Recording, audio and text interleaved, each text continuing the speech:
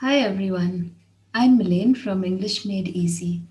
Today's lesson will show you how to use a common idiom for that annoying person in your life who just refuses to accept responsibility for his actions.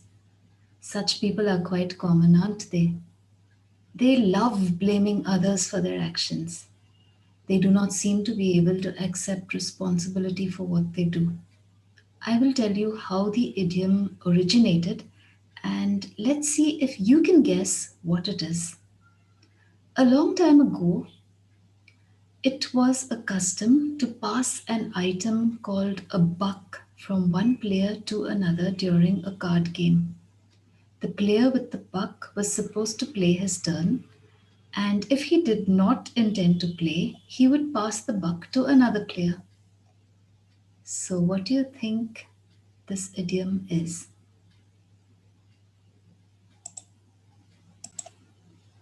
That's what the idiom is. Passing the buck or pass the buck. Passing the buck or pass the buck. It's a very common idiom. Passing the buck means shifting responsibility to someone else or refusing to accept responsibility for something. It is a blame game that people normally play. Here is an example of a sentence with this phrase. Don't try to pass the buck. You were the one who was supposed to plan the party. Don't try to pass the buck. It was you who was supposed to plan the party. Or, no one did the dishes, and when he was questioned about it, he passed the buck and said that it was his roommate's turn to do them. No one did the dishes, and when he was questioned about it, he passed the buck and said it was his roommate's turn to do them.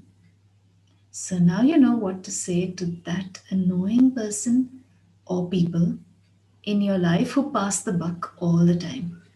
Tell them, stop passing the buck or don't pass the buck.